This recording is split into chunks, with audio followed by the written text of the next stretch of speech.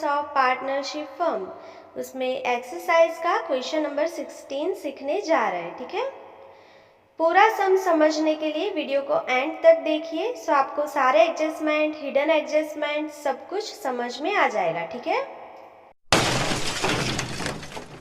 कौन से अकाउंट बनाने हैं वो अभी आपको लर्न हो गया होगा, मैं आपको रिमाइंड करवा देती हूँ क्विकली।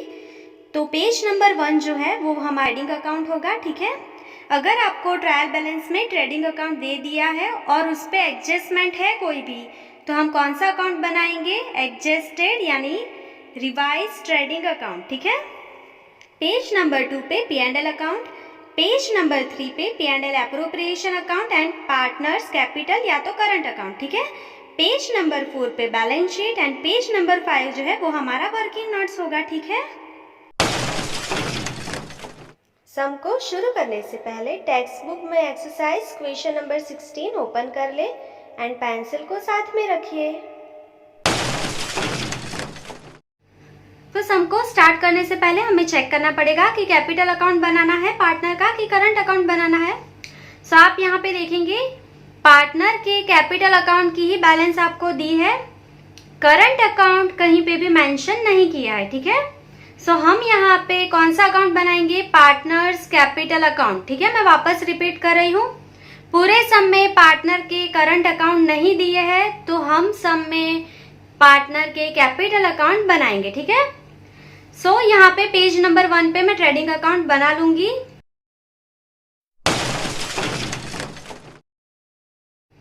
सो यहाँ पे पेज नंबर 1 पे मैंने trading account of partnership firm of Neela and Sheela for the year ending on 31 March 2017 ये बना लिया है। ठीक है, पेज नंबर 2 पे मैंने P&L account of partnership firm of Neela and Sheela for the year ending on 31 March 2017 ये बना लिया है। ठीक है, जो हेडिंग है यहाँ पे हमारे administrative expense, selling and distribution, financial and other expense and losses मैंने लिख लिया है। ठीक है, क्रेडिट साइड मैंने इनकम का हेडिंग लिख लिया है। ठीक है, पेज नंबर 3 पे मैंने P&L appropriation account of partnership firm of Neela and Sheela for the year ending on 31 March 2017 ये बना लिया है।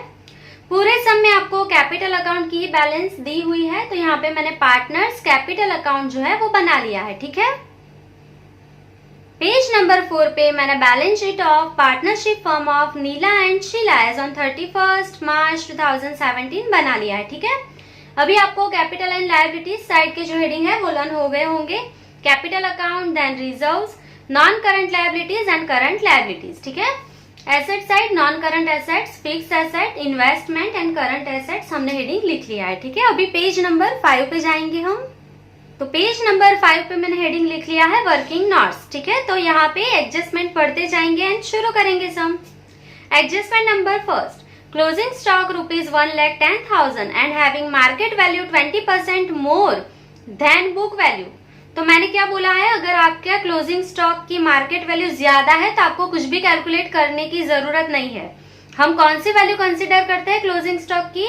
Which ever is less. ठीक है, जो कम है market value and book value में से वो ही हमें कंसिडर करनी है। ठीक है, सो डायरेक्टली हम दोनों एंट्री कर लेंगे, ट्रेडिंग अकाउंट में credit side and balance sheet में करंट एसेट में। ठीक है, तो यहाँ पे कोई भी वर्किंग नोट्स हम नहीं लिखने वाले हैं।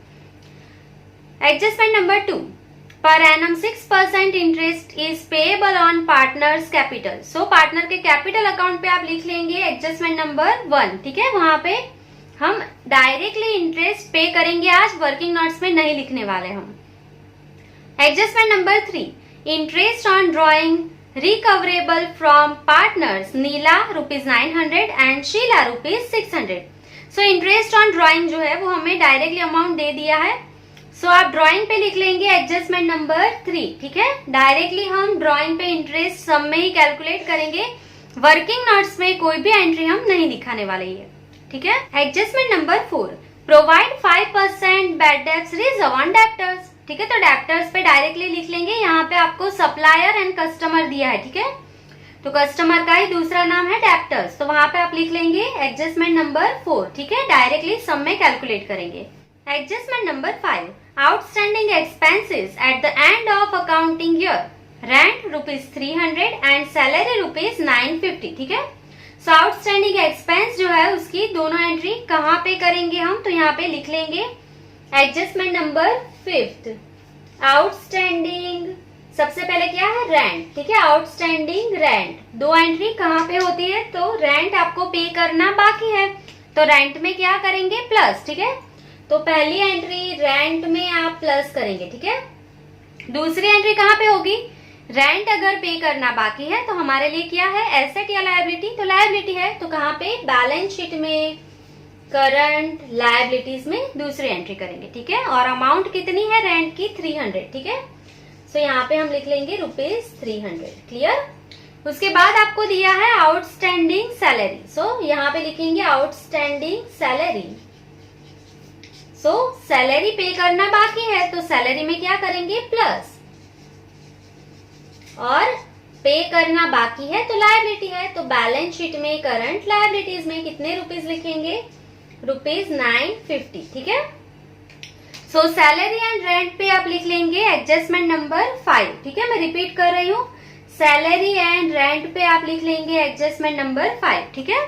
चलो अभी आगे पढ़ेंगे question number 6। Provide depreciation 10% on machinery and 5% on furniture. तो पूरे सम में आप चेक कर लेंगे कि आपको मशीनरी का परचेज जो है एडिशनल, या मशीनरी का सेल, या फर्नीचर का परचेज, फर्नीचर का सेल, या उसका डेप्रिसिएशन कुछ भी दिया है सम में। सो आप ट्रायल बैलेंस में देखेंगे आपको मशीनरी उसके साथ डेप्रिसिएशन ऑन मशीनरी भी दे दिया है, ठीक है। तो दोनों का प्लस करना है आपको, जो अमाउंट आएगी उस पे 10% कैलकुलेट करना है डेप्रिसिएशन, ठीक है। तो यहाँ पे मैं आपको वर्किंग नोट्स में ये दिखा दूंगी। नंबर 6, डेप्रिसिएशन ऑन मशीनरी, ठीक है। सो आपकी जो मशीनरी है आपको टेक्स्ट बुक में दी हुई है वो कितने रुपीज है, 36,500, ठीक है। सो यहाँ पे हम लिख लेंगे मशीनरी 36,500 है, ठीक है। उस पे आपको डेप्रिसिएशन दे दिया है ट्रायल बैलेंस में, ठीक है। मतलब अब तक आपने कितना कैलकुलेट किया था, तो 3,500 ऐड करेंगे दोनों का तो आपको मिल जाएंगे 40,000। ये जो 40,000 आए आपके, ये क्या है, तो कोस्ट वैल्यू ऑफ मशीनरी, ठीक है, कोस्ट वैल्यू ऑफ मशीनरी। ये हमने 11th में सीखा था, मैंने आगे भी सब में आपको सिखाया है कि मशीनरी की जो बुक वैल्यू होती है उसमें डेप्रिसिएशन ऐड करेंगे तो कोस्ट वैल्यू मिल जाती है हमें, ठीक है।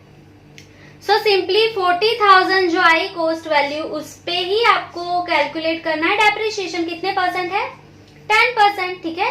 सो क्या आएगा डेप्रिसिएशन आपका 4,000 रुपीज, ठीक है। आपका डेप्रिसिएशन कितना आएगा 4,000 रुपीज। इसके आप दोनों एंट्री कहाँ पे करेंगे, तो आपको ये आती है मशीनरी में से माइनस करेंगे, ठीक है। मशीनरी में से माइनस, एंड P&L अकाउंट में कहाँ पे लिखी जाती है, अदर एक्सपेंस एंड लॉसेज में, ठीक है। सो आपको सिंपली जो ट्रायल बैलेंस का डेप्रिसिएशन है वो ऐड कर देना है तो कोस्ट वैल्यू मिल जाएगी। और SLM से डेप्रिसिएशन कैलकुलेट किस पे होता है, कोस्ट वैल्यू पे, ठीक है। तो कोस्ट वैल्यू कितनी है मशीन की 40,000, क्लियर। फर्नीचर में कोई भी सेल, कोई भी परचेज या कोई भी आपको डेप्रिसिएशन ट्रायल बैलेंस में नहीं दिया है तो हम उसकी एंट्री डायरेक्टली ही करेंगे। आप डायरेक्टली लिख लेंगे मशीनरी एंड फर्नीचर पे एडजस्टमेंट नंबर 6 आप लिख लेंगे, ठीक है। मैं रिपीट कर रही हूँ, फर्नीचर पे नंबर 6 लिख लेंगे आप, एंड मशीनरी है और डेप्रिसिएशन ऑन मशीनरी उस पे आप नंबर 6 लिख लेंगे, ठीक है। सो यहाँ पे हमारे 1 to 6 एडजस्टमेंट कंप्लीट होते हैं। अभी हम सम में देख लेंगे कोई भी हिडन एडजस्टमेंट है। सो ऐसी कोई भी चीज ट्रायल बैलेंस में जिसके ब्रैकेट में कुछ भी लिखा हो तो आप देखेंगे lease hold building from 1/10/2014 for 5 years, ठीक है। सो यहाँ पे हम लिख लेंगे रिटर्न ऑफ, स्टार करके, हिडन एडजस्टमेंट है तो स्टार करेंगे, ठीक है। Return of leasehold building,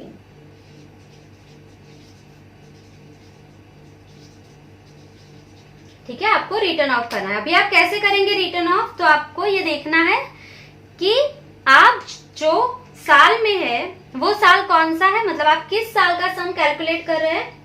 तो आप देखें कि आपका करंट ईयर जो है वो 1/4/16 to 31st March 2017 है, ठीक है। ये हमारा करंट ईयर है, मैंने यहाँ पे लिख लिया है। अभी आप देखेंगे लीज होल्ड बिल्डिंग जो है फ्रॉम 1/10/2014 1/10/2014 को आपने लीज होल्ड पे बिल्डिंग ली थी, ठीक है। सो 1/10/2014 टू ये साल कब खत्म होगा 31st March 15 को, ठीक है। ईयर एंडिंग कब होता है हमारा 31st March को, ठीक है। सो 10, 11, 12, 1, 2 एंड 3 कितने मंथ हो गए 6 मंथ, ठीक है। मैं रिपीट कर रही हूँ, आपने लीज होल्ड बिल्डिंग कब ली है 1/10/14 को, ये साल कब खत्म हुआ होगा 31st March 15 को। सो ये साल खत्म होते होते 6 मंथ का आपने रिटर्न ऑफ कर दिया होगा, ठीक है, 14-15 के ईयर में। अब इसके बाद कौन सा ईयर आएगा, तो 1/4/15 टू 31st March 16, ठीक है। तो कितने साल हो गए 1 साल, तो यहाँ पे लिखेंगे 1 ईयर, ठीक है। अभी इसके बाद कौन सा साल आएगा 1/4/16, तो ये तो हमारा करंट ईयर आ गया, ठीक है। सो अब तक हमने कितना lease hold building return of कर दिया है 1 ईयर प्लस 6 मंथ, मतलब 1.5 ईयर, ठीक है। 1 ईयर प्लस 6 मंथ मतलब 1.5 ईयर जो है आपने रिटर्न ऑफ कर लिया है, क्योंकि इसके बाद तो हमारा करंट ईयर आ गया है। तो आगे इस साल का तो अभी हमें कैलकुलेट करना है, ठीक है। तो अभी आप आगे क्या करेंगे, तो आपको कैलकुलेट करना पड़ेगा टोटल जो है लीज होल्ड बिल्डिंग आपने कितने ईयर के लिए ली थी। सो टोटल जो ईयर है वो कितने हैं 5 ईयर, ठीक है।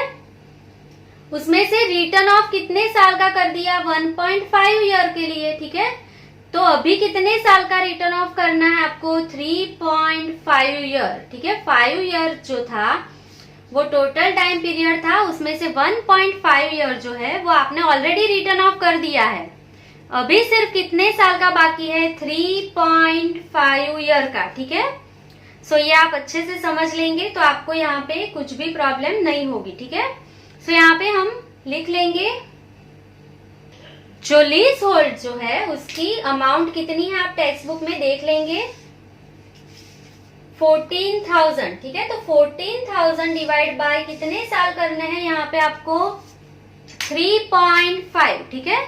सो यहाँ पे हम लिख लेंगे 14,000 डिवाइडेड बाय 3.5 ईयर, ठीक है। मैं रिपीट कर रही हूँ 1.5 ईयर का पहले से गिन लिया है, कितने साल का बाकी है 3.5 ईयर का, ठीक है। सो डिवाइड करेंगे, सो क्या आंसर आएगा 4,000 रुपीज, ठीक है। इसकी दोनों एंट्री आपको यहाँ पे आती है, क्या करना है आपको, सो लीज होल्ड बिल्डिंग में से माइनस करेंगे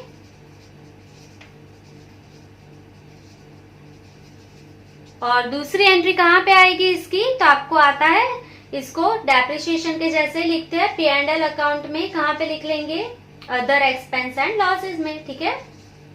चलो तो ये हिडन एडजस्टमेंट हमारा यहाँ पे कंप्लीट हो गया है। अभी आगे देखेंगे क्या दिया है हमें। ऐसी और कोई चीज है जिसके ब्रैकेट में कुछ भी लिखा है तो आप देख सकते हैं, उसके बाद ही है 8% लीलाज लोन, ठीक है। सो यहाँ पे हिडन एडजस्टमेंट है, ब्रैकेट में दिया है 1/11/16, ये डेट दी हुई है आपको, ठीक है। सो यहाँ पे हम स्टार करेंगे इंटरेस्ट ऑन लोन ऑफ लीला, ठीक है। सो लीला जो है उसकी लोन हमने ली है, उस पे इंटरेस्ट कैलकुलेट करना है हमें, ठीक है। चलो तो कैसे करेंगे, तो आपको दिया है 8% लीलाज लोन, सो 8% इंटरेस्ट कैलकुलेट करना है हमें, ठीक है। चलो तो उसकी जो अमाउंट है वो लिखने से पहले हमें डेट लिखनी पड़ेगी, कब ली है आपने लोन 1/11/16, ठीक है। 2 ये साल कब खत्म होगा 31st March 17, ठीक है। सो 11, 12, 1, 2 एंड 3 कितने मंथ हो जाएंगे यहाँ पे 5 मंथ, ठीक है। तो 5 मंथ के लिए आपको इंटरेस्ट कैलकुलेट करना है। अमाउंट कितनी है लीला की लोन की 30,000, 30,000 इंटू कितने परसेंट की लोन है 8%, तो इंटू 8% इंटू 5 डिवाइड बाय 12, ठीक है। सो इसे सॉल्व कर लेंगे हम 30,000 इंटू 8% इंटू 5 डिवाइड बाय 12, क्या आंसर आएगा 1000, ठीक है। सो लीला की लोन पे हमें कितना इंटरेस्ट पे करना है 1000 रुपीज, ठीक है। सो इसकी 2 एंट्री कहाँ पे होगी? तो पहली जो एंट्री है वो कोई भी इंटरेस्ट पे करना हो तो P&L अकाउंट में कहाँ पे लिखा जाता है उसको? फाइनेंशियल एक्सपेंस, ठीक है। और लोन पे करना है, मतलब लोन पे इंटरेस्ट भी पे करना है, तो हमारे लिए क्या है? लायबिलिटी है। तो कहाँ पे लिखेंगे? बैलेंस शीट में, करंट लायबिलिटीज में, ठीक है। सो ये हमारे सारे एडजस्टमेंट एंड हिडन एडजस्टमेंट की जो वर्किंग नोट जरूरी थी हमने सारी कर ली है। तो सम को शुरू करेंगे। सबसे पहले क्या दिया है? Neela's capital and drawing, Sheela's capital and drawing. तो कहाँ पे लिखा जाएगा? कैपिटल अकाउंट में। तो कैपिटल अकाउंट में चले जाएंगे अभी हम। कैपिटल के बैलेंस कहाँ पे लिखी जाती है? क्रेडिट साइड, ठीक है। तो यहाँ पे हम लिख लेंगे 1416 बाय बैलेंस ब्रोट डाउन। नीला की अमाउंट कितनी है? क्रेडिट साइड आप देखेंगे 1 लाख एंड शीला की 50,000, ठीक है। उस पे कौन सा एडजस्टमेंट है? Adjustment number 2। क्या दिया है वहां पे? Per annum 6% interest is payable on partners capital. जहां पे कैपिटल लिखी है वहीं पे इंटरेस्ट कैलकुलेट करेंगे 31/3/17, ठीक है। ईयर एंडिंग पे इंटरेस्ट कैलकुलेट होता है बाय इंटरेस्ट ऑन कैपिटल 6%, ठीक है। 1 लाख का 6% कितना होगा? 6,000 एंड 50,000 का 6% कितना होगा? 3,000, ठीक है। अभी उसकी ऑपोजिट एंट्री यहाँ पे अप्रोप्रिएशन में कर लेंगे, एक लाइन छोड़ देंगे आप। क्या लिखेंगे? 2 इंटरेस्ट ऑन कैपिटल। सबसे पहले कौन है? नीला एंड देन शीला, ठीक है। कितनी अमाउंट है? 6,000 एंड 3,000। आउटर कॉलम में लिख लेंगे कितनी टोटल हो जाएगी दोनों की। कैपिटल पे इंटरेस्ट 9,000, ठीक है, दोनों का टोटल। अभी आपको ड्राइंग दिया है, कहाँ पे लिखा जाता है? कैपिटल अकाउंट के डेबिट साइड। तो यहाँ पे लिख लेंगे 31/3/2017 टू ड्राइंग्स अकाउंट, ठीक है। ड्राइंग की डेबिट बैलेंस होती है, डेबिट साइड लिखा जाता है, ठीक है। डेबिट साइड आप चेक करेंगे कितनी अमाउंट है? 20,000 एंड 40,000। लिख लेंगे। अभी कौन सा एडजस्टमेंट है यहाँ पे? Adjustment number 3। Interest on drawing Neela 900 and Sheela 600। तो यहाँ पे लिख लेंगे, जहां पे ड्राइंग लिखते हैं वहीं पे इंटरेस्ट ऑन ड्राइंग कैलकुलेट होता है, ठीक है। 2 इंटरेस्ट ऑन ड्राइंग, ठीक है। अमाउंट कितनी है? नीला में 900, शीला में 600, ठीक है। इसकी ऑपोजिट एंट्री हम क्रेडिट साइड कर लेंगे बाय इंटरेस्ट ऑन ड्राइंग। सबसे पहले नीला एंड देन शीला। कितनी अमाउंट है? नीला की 900 एंड शीला की 600। दोनों का टोटल कर लेंगे, कितना आ जाएगा? आउटर कॉलम में 1500, ठीक है। चलो, उसके बाद आगे बढ़ने से पहले आप टिक कर लेंगे एडजस्टमेंट नंबर 2 एंड 3 जो है हमारा कंप्लीट हो गया है, ठीक है। चलो, अभी क्या दिया है? सप्लायर्स एंड कस्टमर, मतलब डेब्टर्स एंड क्रेडिटर्स आपको दिया है। यहाँ पे कहाँ पे लिखा जाता है? बैलेंस शीट में। तो बैलेंस शीट में चले जाएंगे पहले। यहाँ पे सबसे पहले आपको सप्लायर दिया है, मतलब क्रेडिटर, तो लायबिलिटीज में लिख लेंगे, कोई एडजस्टमेंट नहीं है उसके ऊपर। क्रेडिटर की अमाउंट कितनी है? क्रेडिटर की कौन सी बैलेंस होती है? क्रेडिट। तो क्रेडिट साइड देखेंगे कितनी अमाउंट है? 60,000, तो लिख लेंगे, ठीक है। उसके बाद है कस्टमर। कस्टमर मतलब डेब्टर्स, हमारी एसेट है, तो करंट एसेट में लिखेंगे कितनी अमाउंट है? डेबिट साइड 90,000, इनर कॉलम में लिख लेंगे, ठीक है। कौन सा एडजस्टमेंट है? Adjustment number 4। Provide 5% bad debts reserve on debtors, ठीक है। माइनस कर लेंगे BDR 5% एडजस्टमेंट की, ठीक है। 90,000 का 5% कितना होगा? 4,500। माइनस करेंगे 90,000 माइनस 4,500 कितना आएगा? 85,500, ठीक है। इसकी दूसरी एंट्री कहाँ पे होगी? P&L अकाउंट में, अदर एक्सपेंस में, ठीक है। तो वहां पे चले जाएंगे। तो सबसे पहले क्या लिखा जाएगा यहाँ पे? बैड डेब्ट्स, ठीक है। बैड डेब्ट्स कौन सी? ट्रायल बैलेंस में। तो आप देखेंगे डेबिट साइड कितनी अमाउंट दी हुई है? 400, तो लिख लेंगे 400, ठीक है। प्लस क्या होता है? बैड डेब्ट्स रिजर्व, ठीक है। डायरेक्टली एडजस्टमेंट का ही करेंगे क्योंकि बैड डेब्ट्स नहीं दिया है। तो कितना अभी हमने कैलकुलेट किया था? 4500, दोनों का ऐड कर देंगे तो 4900, ठीक है, माइनस BDR ट्रायल बैलेंस की, ठीक है। तो ट्रायल बैलेंस में आप देखेंगे क्रेडिट साइड अमाउंट कितनी है आपकी, तो 1300, तो माइनस करेंगे आप 4900 माइनस 1300, सो अमाउंट कितनी आएगी 3600, ठीक है। सो ये आपका एडजस्टमेंट नंबर 4 कंप्लीट हो गया है, आप टिक कर लेंगे।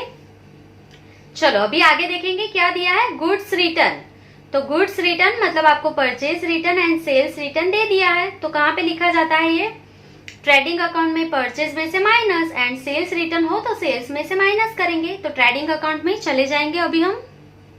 सो परचेज लिखने से पहले आपको ओपनिंग स्टॉक देखना पड़ेगा, पहले ओपनिंग स्टॉक लिखा जाता है उसके बाद ही परचेज लिखेंगे, ठीक है।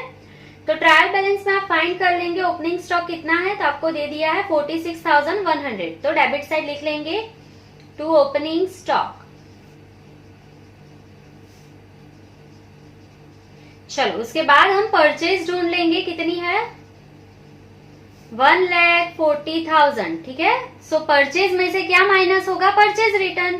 सो यहाँ पे लिखेंगे माइनस परचेज रिटर्न, परचेज की बैलेंस डेबिट होती है तो परचेज रिटर्न की कौन सी होती है, क्रेडिट। तो क्रेडिट साइड देखेंगे गुड्स रिटर्न में क्रेडिट साइड, ठीक है। परचेज की डेबिट बैलेंस होती है, परचेज रिटर्न ऑपोजिट बैलेंस होती है, ठीक है। क्रेडिट साइड आप देखेंगे कितनी अमाउंट दी है आपको 3000, सो यहाँ पे आप माइनस करेंगे 3000, सो आउटर कॉलम में कितना आ जाएगा 1,37,000, ठीक है। तो सेल्स रिटर्न अभी लिख लेंगे यहाँ पे, तो उसके लिए क्या चाहिए, सेल। तो आपको सेल कितना दिया हुआ है, सम में आप चेक करेंगे, क्रेडिट साइड आपको दिया है 2,60,500, ठीक है। चलो उसमें से क्या माइनस करेंगे, सेल्स रिटर्न। सो सेल जो है उसकी क्रेडिट बैलेंस होती है, तो सेल्स रिटर्न की कौन सी हो जाएगी, ऑपोजिट। डेबिट साइड देखेंगे गुड्स रिटर्न में कितनी अमाउंट है 2000, तो माइनस कर देंगे 2000, आउटर कॉलम में कितना आ जाएगा 2,58,500, ठीक है। तो ये आपका परचेज एंड सेल कंप्लीट हो गया, गुड्स रिटर्न कंप्लीट हो गया, ओपनिंग स्टॉक भी कंप्लीट हो गया, आप टिक कर लेंगे, ठीक है। उसके बाद क्या दिया है आपको, बिल्स। तो बिल्स कहाँ पे लिखी जाती है, बैलेंस शीट में। तो बैलेंस शीट में जाएंगे, सो बिल्स जो है रिसीवेबल है तो कहाँ पे लिखी जाती है, करंट एसेट में। तो यहाँ पे लिख लेंगे बिल्स रिसीवेबल। डेबिट साइड कितनी बैलेंस आपको दी हुई है, तो आप देखेंगे अमाउंट जो है वो 15,000 है, तो आउटर कॉलम में लिख लेंगे, कोई भी एडजस्टमेंट नहीं है, ठीक है। और बिल्स पेएबल हमारे लिए लायबिलिटीज है, तो करंट लायबिलिटीज में लिख लेंगे बिल्स पेएबल, ठीक है। सो अमाउंट कितनी है उसकी 20,000, सो आउटर कॉलम में लिख लेंगे 20,800, ठीक है, 20,800, क्लियर। चलो तो ये आपका बिल्स हो गया है कंप्लीट, आप टिक कर लेंगे। उसके बाद आपको दिया है कैश एंड बैंक, ठीक है। सो दोनों साइड आपको अमाउंट दी हुई है, कैश जो है वो हमारे लिए एसेट है, तो करंट एसेट में लिख लेंगे कैश बैलेंस। सो अमाउंट कितनी है 1000, आउटर कॉलम में डेबिट साइड की अमाउंट लिख लेंगे। बैंक जो है उसकी क्रेडिट बैलेंस है, ठीक है। सो क्रेडिट बैलेंस है मतलब ये क्या है, बैंक ओवरड्राफ्ट है, हमारे लिए क्या होता है, लायबिलिटी। सो यहाँ पे लिख लेंगे बैंक ओवरड्राफ्ट, ठीक है। कितनी अमाउंट है उसकी 14,000, सो आउटर कॉलम में लिख लेंगे 14,000, ठीक है। मैं रिपीट कर रही हूँ, कैश एंड बैंक आपको दिया है, कैश की डेबिट बैलेंस ही होती है तो करंट एसेट में लिखा जाता है। बैंक जो है वो क्रेडिट साइड है, ठीक है, तो वो ओवरड्राफ्ट है। चलो अभी आगे देखेंगे, bad debts and bad debts reserve हो गया है, परचेज एंड सेल हमारा हो गया है। वेजेस एंड आउटस्टैंडिंग वेजेस, तो वेजेस कहाँ पे लिखा जाएगा, ट्रेडिंग अकाउंट में, एंड आउटस्टैंडिंग वेजेस मतलब पे करना बाकी है तो कहाँ पे लिखा जाएगा, करंट लायबिलिटीज में। तो यहाँ पे लिख लेंगे आउटस्टैंडिंग वेजेस। सो उसकी कौन सी बैलेंस होती है, सो आपको अगर नहीं समझ में आता है तो यहाँ पे देखेंगे कैपिटल साइड लिखा है, तो कैपिटल की कौन सी बैलेंस होती है, कैपिटल एंड लायबिलिटीज की क्रेडिट, ठीक है। तो आउटस्टैंडिंग वेजेस की भी कौन सी बैलेंस होती है, क्रेडिट। तो क्रेडिट साइड कितनी अमाउंट दी हुई है 2000, तो आप यहाँ पे लिख लेंगे 2000, ठीक है।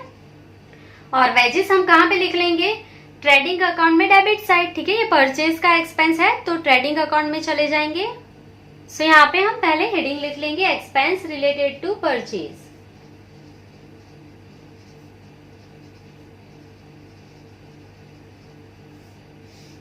To wages account. सो कितनी अमाउंट है आप देख सकते हैं 35,000। सो आउटर कॉलम में लिख लेंगे, कोई भी एडजस्टमेंट नहीं है, ठीक है। चलो उसके बाद क्या दिया है, मशीनरी कहाँ पे लिखेंगे, बैलेंस शीट में। सो मशीनरी हमारे लिए फिक्स एसेट है, फिक्स एसेट में लिख लेंगे मशीनरी। इनर कॉलम में लिखेंगे अभी डायरेक्टली कितनी अमाउंट दी हुई है आपको 36,500, ठीक है, प्लस डेप्रिसिएशन, ठीक है, ट्रायल बैलेंस का जो है ऐड करेंगे यहाँ पे 3500। सो टोटल कितना आएगा 40,000। ये वर्किंग नोट्स देखे बिना हम डायरेक्टली कैलकुलेट कर रहे हैं। माइनस डेप्रिसिएशन कितना परसेंट बोला था 10%। एडजस्टमेंट नंबर 6 में आप देखेंगे 10% डेप्रिसिएशन आपको कैलकुलेट करना है। 40,000 का 10% 4,000 माइनस करेंगे, आउटर कॉलम में कितना आ जाएगा 36,000, ठीक है। अभी फर्नीचर जो है उस पर भी डेप्रिसिएशन कैलकुलेट कर लेंगे, फिर दोनों एंट्री हम साथ में करेंगे P&L में, ठीक है। सो यहाँ पे लिख लेंगे फर्नीचर कितनी अमाउंट है उसकी 12,000 माइनस डेप्रिसिएशन कितने परसेंट है, एडजस्टमेंट नंबर 6 पे देखेंगे 5%, ठीक है। सो 12,000 का 5% कितना होता है 600। सो माइनस कर देंगे 11,400, ठीक है। सो मशीनरी का डेप्रिसिएशन 4,000 एंड फर्नीचर का डेप्रिसिएशन 600। उसकी दूसरी एंट्री कहाँ पे होगी P&L में, अदर एक्सपेंस एंड लॉसेस में, तो वहां पे चले जाएंगे। सो अदर एक्सपेंस में हम लिख लेंगे 2 डेप्रिसिएशन ऑन मशीनरी कितना आया था 4,000 एंड 2 डेप्रिसिएशन ऑन फर्नीचर कितना कैलकुलेट किया था हमने 600, ठीक है। तो दोनों की सेकेंड एंट्री हो गई है हमारी। सो आप एडजस्टमेंट नंबर 6 जो है उसको टिक कर लेंगे, वो हो गया, ठीक है। चलो अभी आगे देखेंगे क्या दिया है हमें। ओपनिंग स्टॉक हमारा हो गया है। प्रीपेड इंश्योरेंस, पहले से हमने इंश्योरेंस पे किया है तो हमारे लिए क्या है एसेट, तो कहाँ पे चले जाएंगे बैलेंस शीट में करंट एसेट में। सो यहाँ पे हम लिख लेंगे प्रीपेड इंश्योरेंस। सो अमाउंट कितनी है प्रीपेड इंश्योरेंस की 200, तो आउटर कॉलम में लिख लेंगे, ठीक है, कोई एडजस्टमेंट नहीं है। उसके बाद है सैलरी, कहाँ पे लिखी जाती है एडमिनिस्ट्रेटिव एक्सपेंस में, तो P&L अकाउंट में चले जाएंगे अभी हम। सो इनर कॉलम में लिख लेंगे टू सैलरी। सो उसकी जो अमाउंट है वो कितनी है 23,000। सो एडजस्टमेंट नंबर कौन सा है 5।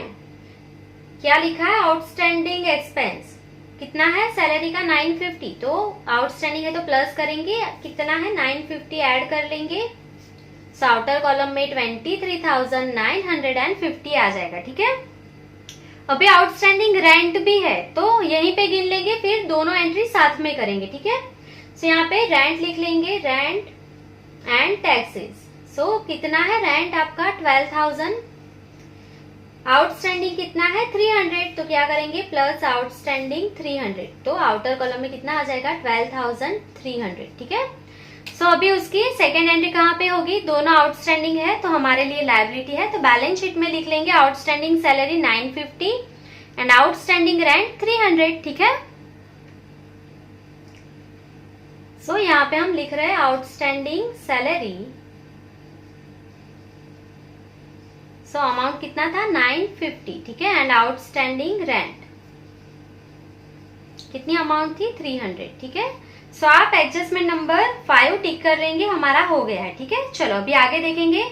सैलरी के बाद क्या दिया है इंश्योरेंस प्रीमियम, कहाँ पे लिखा जाता है एडमिनिस्ट्रेटिव एक्सपेंस में, तो लिख लेंगे एडमिनिस्ट्रेटिव में जाके 2 इंश्योरेंस प्रीमियम। सो अमाउंट कितनी है उसकी 2,000, ठीक है। सो आउटर कॉलम में लिख लेंगे, कोई भी एडजस्टमेंट नहीं है, ठीक है। चलो फिर क्या है, सो रेंट एंड टैक्सेस हमने अभी कर लिया। उसके बाद है एडवर्टाइजमेंट एक्सपेंसेस, कहाँ पे लिखे जाते हैं सेलिंग में, तो यहाँ पे लिख लेंगे 2 एडवर्टाइजमेंट एक्सपेंसेस।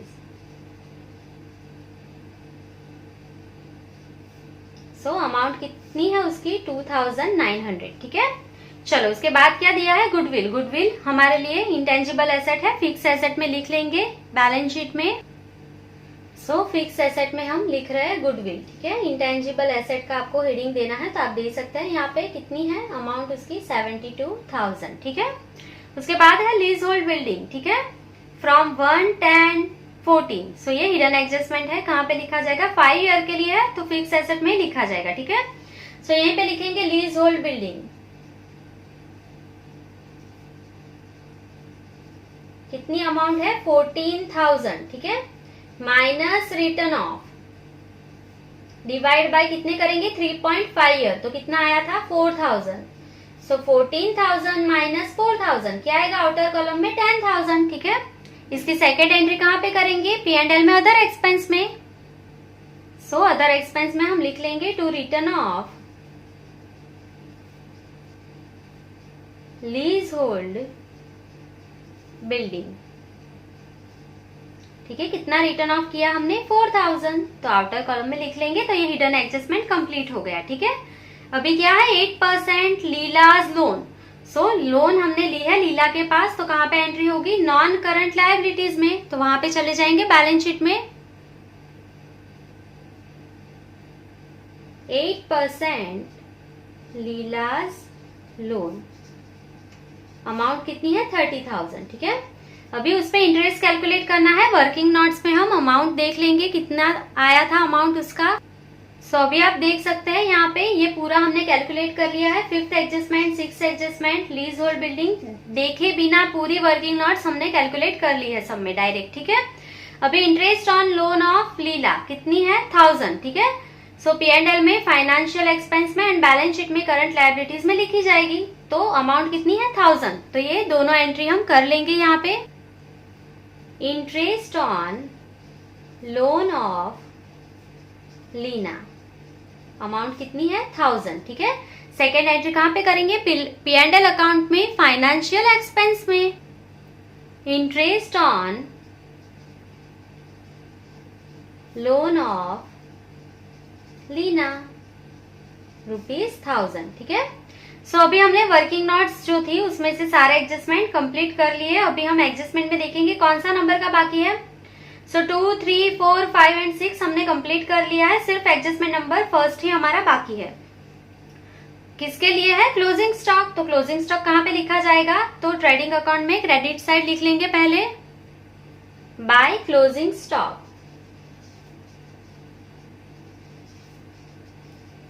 सो कितनी अमाउंट है, 1,10,000, ठीक है। इंक्रीज नहीं करना है आपको। सेकेंड एंट्री कहाँ पे होगी, बैलेंस शीट में, करंट एसेट में।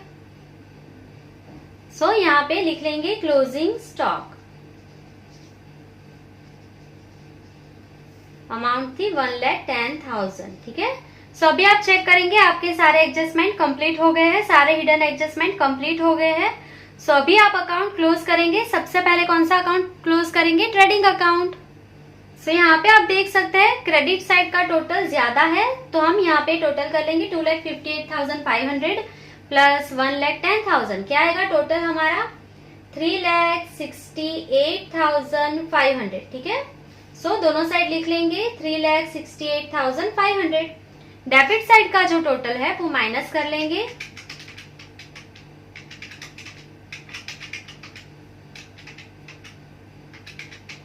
सो क्या आएगा आपका आंसर, 1,50,400, ठीक है। सो यहाँ पे लिख लेंगे 1,50,400। ये जो आया है वो क्या है, प्रॉफिट, ठीक है। ये कौन से साइड जाएगा, क्रेडिट साइड जाएगा। कौन सा अकाउंट के, P&L अकाउंट के क्रेडिट साइड जाएगा, तो ये प्रॉफिट है, ठीक है। तो P&L अकाउंट में क्रेडिट साइड जाके 1,50,400 लिख लेंगे, बाय ग्रोस प्रॉफिट 1,50,400। सो आप यहाँ पे देखेंगे, सो ये अमाउंट कम लग रही है, फिर भी हम उसका टोटल करके चेक कर लेंगे। 23,950 प्लस 12,300, 2,000, 2,900, 1,000, 3,600, 4,600, 4,000। सो कितना आया, 54,350। तो ये कम है, मैंने बोला है ये कम दिख रहा है। सो कौन सा ज्यादा है, क्रेडिट साइड का टोटल ज्यादा है, दोनों साइड लिख लेंगे 1,50,400, ठीक है। सो उसमें से माइनस कर देंगे डेबिट साइड का टोटल, तो कितना आ जाएगा, 96,050, ठीक है। सो ये जो आया ये प्रॉफिट है, क्योंकि ये क्रेडिट साइड जाएगा, तो क्या लिखेंगे, टू नेट प्रॉफिट कहाँ पे जाएगा, इसके बाद कौन सा अकाउंट है हमारा, P&L एप्रोप्रिएशन अकाउंट, ठीक है। सो एप्रोप्रिएशन अकाउंट के क्रेडिट साइड लिख लेंगे 96,050 नेट प्रॉफिट, ठीक है, बाय नेट प्रॉफिट 96,050, ठीक है। सो टोटल कर लेंगे, क्रेडिट साइड का ज्यादा है 96,050 प्लस 1500 क्या आ जाएगा 97,550, ठीक है। उसमें से 9,000 माइनस करेंगे तो कितना आ जाएगा 88,550, ठीक है।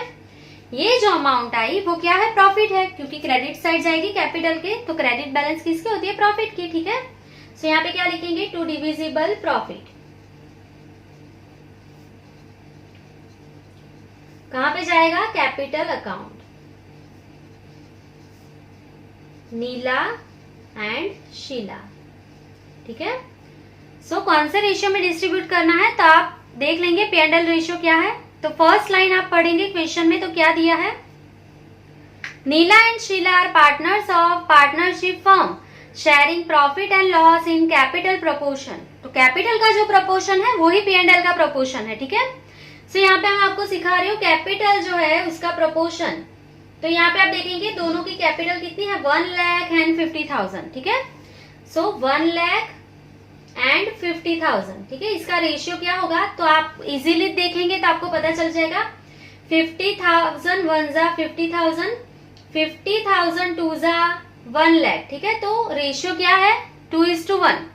किसी को नहीं समझ में आता है कैसे करना है, तो सिंपली क्या करेंगे आप, सो यहाँ पे कैलकुलेट करेंगे कितने जो जीरो है वो कॉमन है, 1 2 3 एंड 4, ठीक है। ये 4 जीरो कॉमन है यहाँ पे। सो यहाँ से भी आप 4 जीरो हटा देंगे, जिसको नहीं आ रहा है उसके लिए ही है ये, ठीक है। सो 4 जीरो को आप कट करेंगे तो आप देखेंगे क्या बचेगा यहाँ पे 10 एंड यहाँ पे क्या बचेगा 5, ठीक है, 10:5। तो 5 1 जा 5 एंड 5 2 जा 10, ठीक है। ऐसे भी आप कर सकते हो। सो ये आपका रेशियो मिल गया है आपको 2:1। जो कैपिटल का रेशियो है वही आपका कौन सा है, P&L का। सो यहाँ पे आपको डिस्ट्रीब्यूट करना है 2:1 में, ठीक है। ये आप वर्किंग नोट्स में कैलकुलेट कर लेंगे, मैंने यहीं पे आपको दिखा दिया है, ठीक है। आप लिखेंगे capital ratio is equal to P&L ratio and ये कैलकुलेशन दिखा देंगे, ठीक है। चलो, सो अभी जो हमारा आंसर आया है 88,550, उसको हम 2:1 में डिस्ट्रीब्यूट कर देंगे। क्या आएगा answer 59,033 and 1 is equals to, तो क्या आएगा आंसर 29,517, ठीक है। 16 के बाद 66 है तो हम 17 लिख लेंगे, उसको एक ऐड कर देंगे, ठीक है। अभी जो डिविजिबल प्रॉफिट है उसकी ऑपोजिट एंट्री कहां पे होगी, कैपिटल में क्रेडिट साइड। तो यहाँ पे लिख लेंगे बाय डिविजिबल प्रॉफिट, क्या लिखेंगे, कहां से लाए आप, P&L एप्रोप्रिएशन। सो नीला की अमाउंट कितनी है 59,033 एंड शीला का प्रॉफिट है 29,570, ठीक है। सो ये कैपिटल अकाउंट है, क्रेडिट साइड का बैलेंस ज्यादा होगा। सो टोटल कर लेंगे हम 1 लाख प्लस 6,000 प्लस 59,033, तो क्या आएगा आपका आंसर 1,65,033, ठीक है। सो हम लिख लेंगे 1,65,033 माइनस करेंगे डेबिट साइड का 20,900, ठीक है। सो क्या आएगा आपका आंसर 1,44,133, ठीक है। चलो अभी शीला की क्रेडिट साइड का टोटल करेंगे 50,000, 3,000, 29,517, क्या आएगा 82,517, ठीक है। सो 82,517 में से माइनस करेंगे 14,600, तो क्या आएगा आंसर 67,917, ठीक है। सो ये जो आया वो क्लोजिंग कैपिटल आपको मिल गया है। सो हम यहाँ पे क्या लिखेंगे 31 मार्च 17 टू बैलेंस क्रेडिट डाउन, ठीक है। सो ये हम कहाँ पे लेके जाएंगे, बैलेंस शीट में। नीला में 1,44,133 एंड शीला में 67,917 लिख लेंगे, ठीक है। सो यहाँ पे कैपिटल अकाउंट में लिख लेंगे नीला एंड शीला। कितनी अमाउंट आई थी क्लोजिंग कैपिटल की नीला में? 1,44,133 एंड शीला की अमाउंट थी 67,917। ठीक है, दोनों का टोटल कर लेंगे हम। कितना आएगा अमाउंट? 2,12,050। ठीक है, अभी हम लायबिलिटीज साइड का टोटल कर लेंगे, कितना आएगा?